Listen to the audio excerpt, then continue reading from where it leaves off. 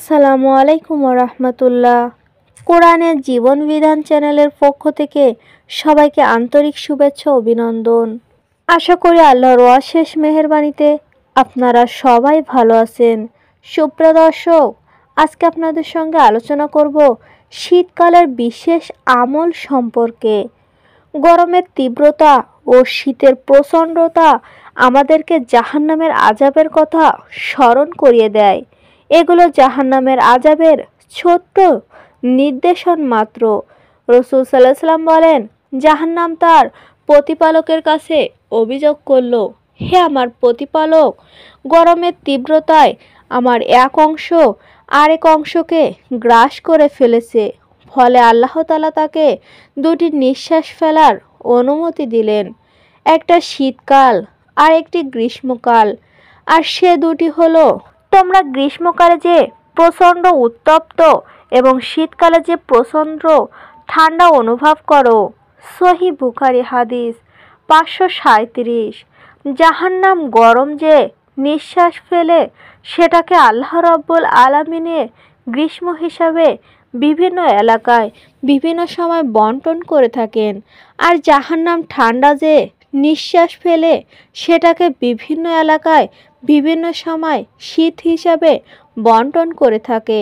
জাহান্নাম দুটি বিভাগ, একটি হলো নার আর একটি হলো জামহারির। নার হলো আগুন আর জামহারির বলা হয় ঠান্ডাকে। দুটি সম্পর্কে আল্লাহ রাব্বুল আলামিন কুরআনুল কারীমে বলেছেন, আল্লাহর নাফরমান ও অবৈধ বান্দাদের দু ধরনের শাস্তি দেওয়া হবে। কাকে নর দিয়ে শাস্তি দেওয়া হবে, কাকে জামহির দিয়ে শাস্তি দেওয়া হবে, আবার কাউকে উভয়টা দিয়ে শাস্তি দেওয়া হবে। বিশেষত শীতকালে বিশেষ কিছু ইবাদতের সুযোগ রয়েছে যা অন্য সময় করা হয়ে ওঠে না বা করার সুযোগ হয় না। এবার আমরা এসব আমল নিয়ে আলোচনা করব যাতে সবাই আমল করতে পারি।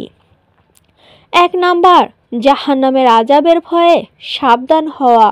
উপরে আমরা বলেছি শীতের তীব্রতা উত্তপ্ত জাহান্নামের নিঃশ্বাস থেকে বের হয়ে থাকে। সুতরাং শীতের প্রচণ্ডতা পৃথিবীবাসীর কাছে জাহান্নামের বার্তা হিসেবে আগমন করে। শীত আমাদেরকে জাহান্নামের কথা স্মরণ করিয়ে দেয়। এজন্য শীতকাল মুমিনের প্রথম করণীয় হলো জাহান্নামের ভয়ে ভীত হওয়া। জাহান্নামে গমনের কারণ হয় এরকম সব বদ আমল পরিত্যাগ করা, সব ফরজ ওয়াজিব আদায় করা, সর্বোপরি কুরআন ও সুন্নাহ মোতাবেক জীবন পরিচালনার মাধ্যমে নিজেদের মধ্যে জান্নাতের উপযোগী সৃষ্টি করা। 2 নাম্বার, নফল সিয়াম পালন করা। এটা শীতকালের অত্যন্ত গুরুত্বপূর্ণ আমল। শীতকালে সিয়াম যুদ্ধলব্ধ সম্পদের সঙ্গে তুলনীয়। গরমে ঘাম ঝরার কারণে শরীর দুর্বল হয়ে যায়, আবার দিনগুলো হয় দীর্ঘ। ফলে গরমকালে সিয়াম পালন করা কঠিন, পক্ষান্তরে শীতে শরীর দুর্বল হয় কম। তদ্রূপী দিন ছোট হওয়ার কারণে বেশি সময় উপবাস থাকতে হয় না। যেহেতু শীতকালে সিয়াম পালন করা কষ্ট কম কষ্টে অধিক সওয়াব লাভ করা যায়, এজন্য শীতকালে সিয়াম পালনের গনিমতের সঙ্গে উপমা দেওয়া হয়েছে। সুতরাং শীতকালে এই সুবর্ণ সুযোগ হাতছাড়া করা আমাদের কারোর জন্য উচিত হবে না। 3 নাম্বার, তাহাজ্জুদ আদায় করা। তাহাজ্জুদ আদায়ের জন্য শীতকাল উপযুক্ত সময়, কেননা এই সময় রাত দীর্ঘ হয়। ফলে এশার পর ঘুমিয়ে পড়লে তাহাজ্জুদের সময় পর্যন্ত ঘুম হয়ে যায়। তাহাজ্জুদের সময় উঠে তাহাজ্জুদ আদায় করে সিয়ামের নিয়াতে সাহারি খাওয়া যেতে পারে। তাহাজ্জুদ এবং সিয়াম দুটোই শীতকালে আদায় করা সহজ। সামান্য চেষ্টা করলে দুটি গুরুত্বপূর্ণ আমল করা সম্ভব, কিন্তু আমরা এই মৌসুমেও এই আমলগুলো করতে পারি না। রাতে দীর্ঘ সময়কে আমরা তাহাজ্জুদের জন্য গনিমত মনে করি না, বরং এই সময়কে অবহেলা বা অলসে কাটিয়ে দেই। কারণ শয়তান আমাদেরকে করতে দেয় না, আমাদেরকে এই মহা গুরুত্বপূর্ণ আমল থেকে বিরত রাখে। সে আমাদেরকে প্রবঞ্চনা দেয় যে এখনও সময় আছে, আরও কিছুদিন পর থেকে শুরু করতে পারবে। এভাবে আমাদেরকে আমল থেকে দূরে সরিয়ে রাখে।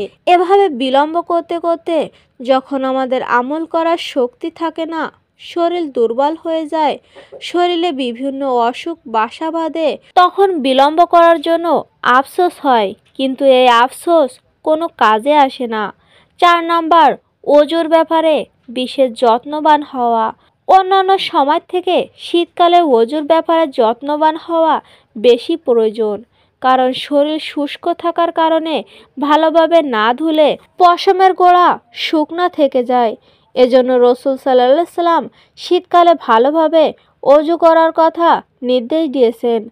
আবু হুরায়রা রাদিয়াল্লাহু থেকে বর্ণিত, রাসূল সাল্লাল্লাহু আলাইহি সাল্লাম বলেছেন, আমি কি তোমাদেরকে এমন কাজ সম্পর্কে জানাবো না যা করলে আল্লাহ পাপরাশি দূর করে দেন এবং মর্যাদা বৃদ্ধি করেন? সাহাবীরা বললেন, বলুন হে আল্লাহর রাসূল। তিনি বললেন, কষ্টের সময় ভালোভাবে ওজু করা, মসজিদের গমনের জন্য বেশি পদচারণ করা এবং এক সালাতের পর আরেক সালাতের জন্য প্রতীক্ষা করা, আর এগুলোই হলো সীমান্ত প্রহর। সহিহ মুসলিম হাদিস 251। বিশেষভাবে ধুলোবালির কারণে পায়ের গোড়ালি বেশি শুকনা থাকে, এজন্য রাসূল সাল্লাল্লাহু আলাইহি সাল্লাম গোড়ালি ভালোভাবে ধোয়ার ব্যাপারে গুরুত্ব আরোপ করেন। আব্দুল ইবনে ওমর রাদিয়াল্লাহু থেকে বর্ণিত, আমরা রাসূল সাল্লাল্লাহু আলাইহি সাল্লামের সঙ্গে মক্কা থেকে মদিনায় ফিরছিলাম। পথিমধ্যে আমরা যখন এক জায়গার পানির কাছে পৌঁছালাম, তখন কিছু সংখ্যক লোক আসরের সালাতের সময় তাড়াহুড়ো করলো। এরা ওযু করলো তাড়াহুড়ো করে। আমরা যখন তাদের কাছে পৌঁছালাম, তখন তাদের পায়ে গোড়ালি সমূহ এমনভাবে প্রকাশ পাচ্ছে যে তাতে পানি পৌঁছায়নি। এ দেখে রাসূল সাল্লাল্লাহু আলাইহি সাল্লাম বলেন, পায়ের গোড়ালিগুলোর জন্য শুকনতার কারণে জাহান্নাম। তোমরা ভালোভাবে ওযু করো। সহিহ মুসলিম হাদিস 241। শীতকালে অনেকে জোর করে ওযু ধরে রাখে, অনেকে তো আসরের ওযু দিয়ে এশার সালাতও আদায় করে। এমনটা করা অনুচিত, এটা স্বাস্থ্যের জন্য ক্ষতিকর, দ্বীনি দৃষ্টিকোণও প্রশংসনীয় নয়। যারা শীতের ভয়ে জোর করে ওযু ধরে রাখে, এর মাধ্যমে তারা কষ্টের সময় ওযু করার বিশেষ ফজিলত থেকে বঞ্চিত হবে। 5 নাম্বার, মোজার ওপর মাছেও করা।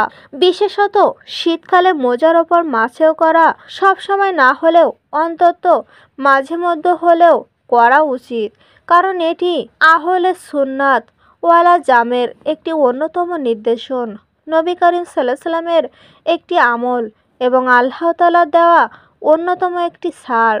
নবী করিম সাল্লাল্লাহু আলাইহি সাল্লাম বলেন, সাধারণত নির্দেশসমূহ মান্য করো, যেমন আল্লাহর কাছে প্রিয়, তেমনভাবে আল্লাহর দেওয়া ছাড় গ্রহণ করাও প্রিয়।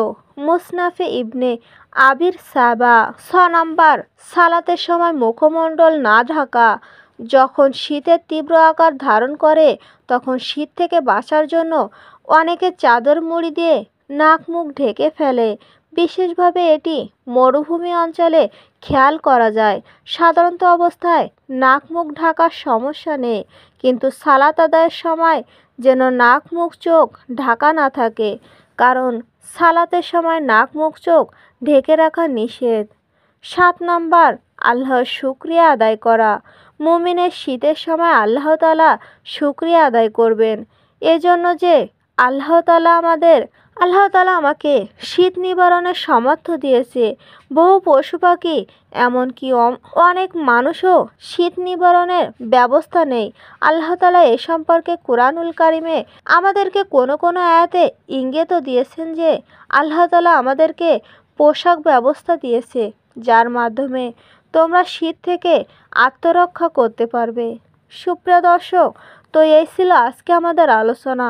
আল্লাহ তাআলা শীতকালে আমল সম্পর্কে সামান্য আলোচনা করা হয়েছে, সবাই এর ওপর আমল করার চেষ্টা করব। আল্লাহ তাআলা আমাদের এসব আমলগুলো করার তৌফিক দান করুক। আমিন।